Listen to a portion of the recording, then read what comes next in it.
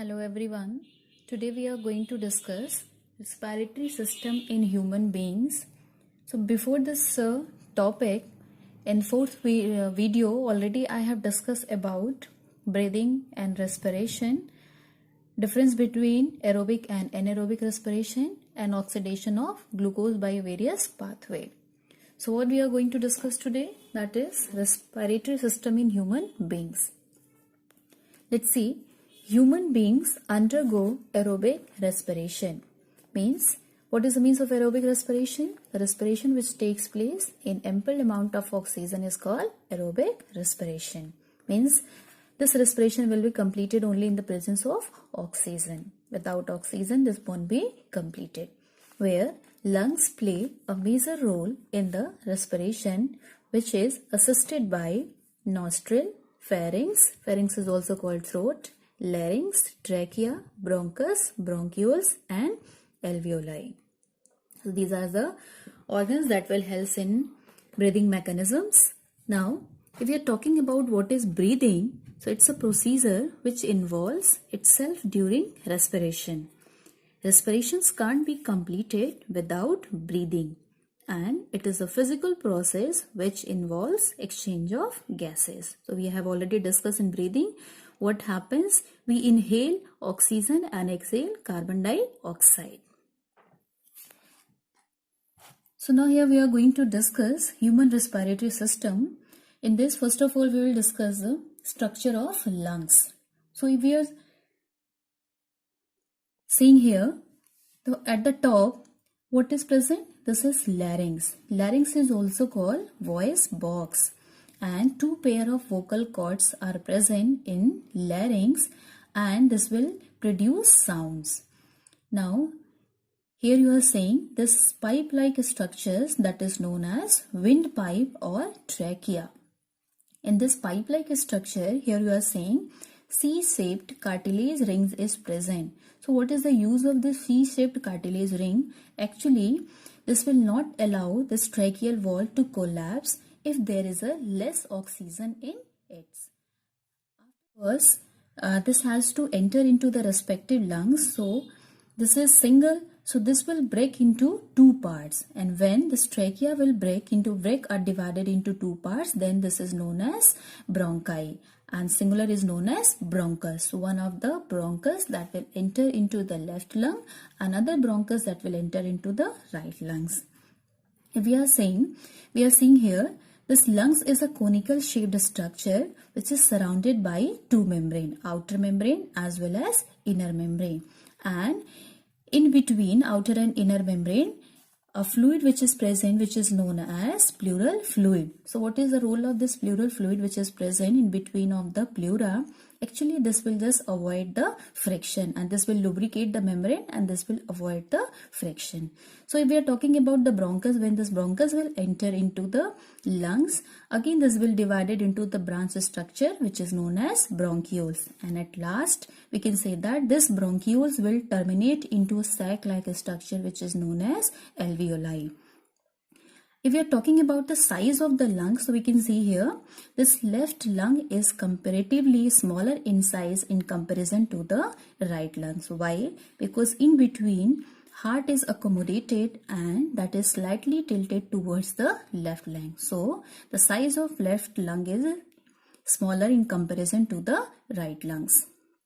Now, if we are talking about this alveoli, which is a sac-like structure, yeah, we can say that balloon-like structure. So what will happen when this is also lined by the blood vessels? So what happens when carbon dioxide is rich in this blood, and this will enter into the alveoli through the process of diffusion. So we can say that actually this alveoli is a site of gaseous exchange. So this carbon dioxide rich blood that will enter into the alveoli through the process of diffusion. The same way, the oxygen rich oxygen that will enter into the blood vessels through the process of diffusion. So we can say that two times diffusion takes place here. Once when it will takes place, then carbon dioxide will enter into alveoli, and the second time through the process of diffusion, this oxygen will enter into the blood vessels. And now this oxygen, because hemoglobin pigment which is present in the blood that has a high affinity for the oxygen. So this will combine with the oxygen and form oxyhemoglobin, and now this oxygenated blood that will just reach each and every cells of our body. So this is how gaseous exchange takes place. Now if we are talking about diaphragm, what is diaphragm? Actually this is the large muscles that sits under the lungs, and this diaphragm play a major role in the breathing mechanism. Now if see, air enters into the nostril and passes to the nasal passage. If we are talking about the respiratory system, so this will begins from the nostril. We can say that a small opening that is present, then that is present in the nose, that is called nostril. A pair of nostril is present in the nose, so the air will enter into the nasal passage through the nostril.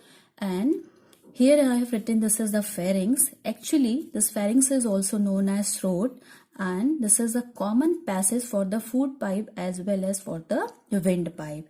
And now this pharynx will open into a structure which is known as glottis, and here you are seeing this glottis is covered by a flap-like structure which is known as epiglottis.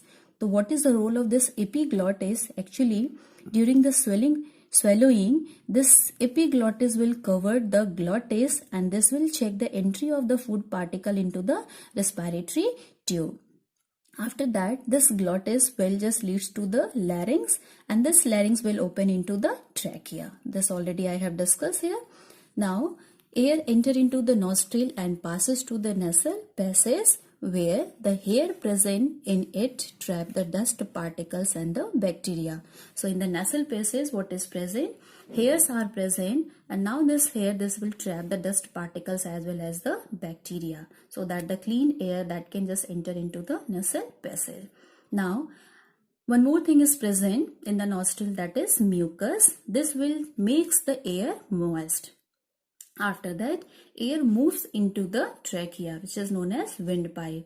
Now the trachea is commonly known as windpipe. Trachea is commonly known as windpipe, and already I have discussed this windpipe is supported by C-shaped cartilaginous ring. This will not allow this tracheal wall to collapse if there is a less air or oxygen in it. The trachea gets divided into two bronchus, and each bronchus enter into the lungs and rebranched into bronchioles. Already I have discussed when this trachea will enter, when this trachea will divided into two parts, that is known as bronchus. So one of the bronchus that will enter into left, another will enter into the right lungs, and again this will branch. This is known as bronchioles. So again this bronchus will divided into the branch structure which is known as bronchioles. And the bronchioles finally opens into air sac which is known as alveolus. Already I have discussed this in the diagram. We are talking about the lungs. The lungs, here you are seeing lungs is a pair of conical spongy air filled sac located into the thoracic cavity and protected under the rib cage. Actually this rib cage is a bony framework which protect the delicate organ, for example hearts and lungs. So here you are seeing this is a conical shaped structure. Now the left lung is smaller in size comparing to the right lung. Already I have discussed why. If you are talking about the structure of lungs, lungs are the double layer structure where two layers are called pleura, and the fluid which is present in pleura, that is known as pleural fluid. If we are talking about the function of this pleural fluid, so this pleural fluid lubricate the membrane to avoid the friction. And the next topic is the mechanism of breathing. So breathing completed in two steps. One of the steps of breathing mechanism, that is called inhalation, that is also called inspiration, and the second step that is called exhalation or expiration. So first of all we will discuss inhalation. What is inhalation? Taking fresh air is known as inhalation. Now during this activity, thoracic cavity expands by contraction of intercostal muscles. Intercostal muscles pulls the ribs and sternum upwards, and the volume of thoracic cavity increases, the lungs expands, and the pressure inside the lungs decreases so that the fresh air that can enter into the lungs. Second step, of breathing mechanism, that is exhalation. Breathing out foul air is called exhalation. During this activity, volume of thoracic cavity decreases by relaxation of intercostal muscles. This pushes the ribs inward and releases the pressure on the diaphragm. So this is how breathing mechanism completed, and I hope you are clear with the topic. Related to this topic, worksheets are already uploaded on the school websites. Thank you.